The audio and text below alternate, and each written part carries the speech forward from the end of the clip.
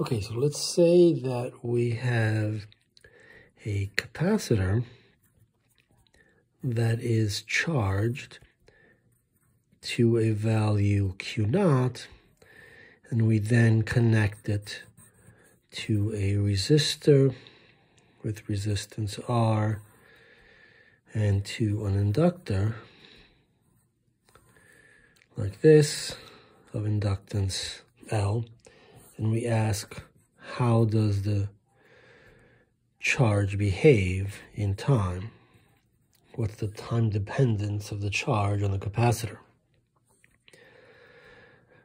So let's say that R is equal to the square root of L over C.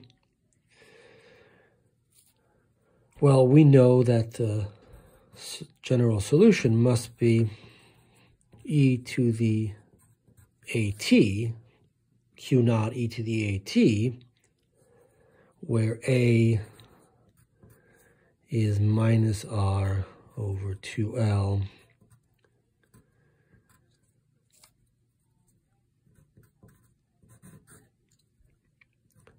R over L squared minus 4 over LC.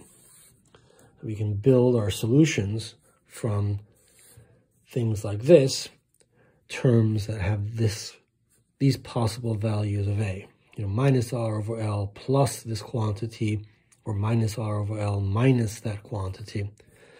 So what is this?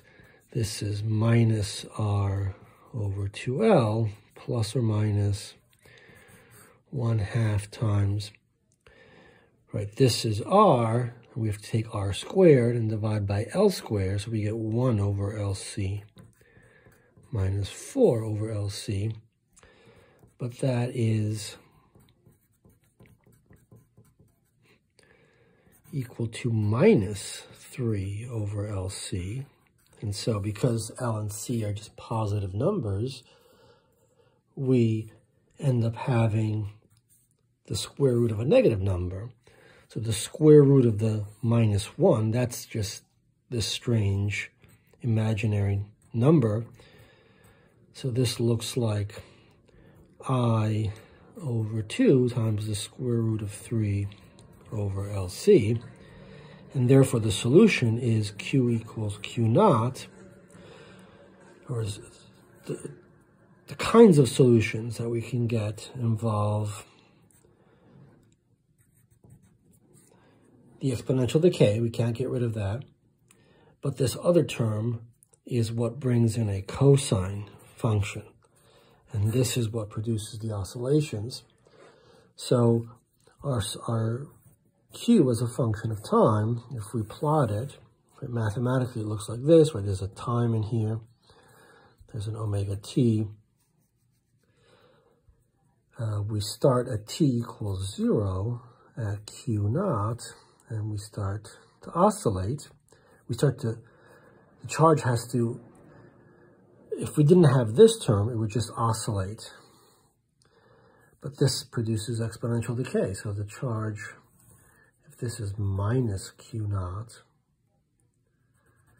then we don't quite get down to minus Q0. We start to come back up like that, and then we don't quite get back up to Q0 because of this term, but this term continues to produce oscillations. They just get damped, and so on. Looks something like that. That's the same thing. In fact, mathematically, we can show that for the oscillator, or the pendulum, a pendulum of length L and mass M, for small oscillations, in the real world with air resistance, this will oscillate there, not quite all the way up to the same angle on this side with respect to the vertical, and it'll come back down, and it won't oscillate all the way up to there. The angle will start to decrease, and then oscillate back this way, and so on. It's the exact same thing here. Eventually, it will settle in the same way that this does.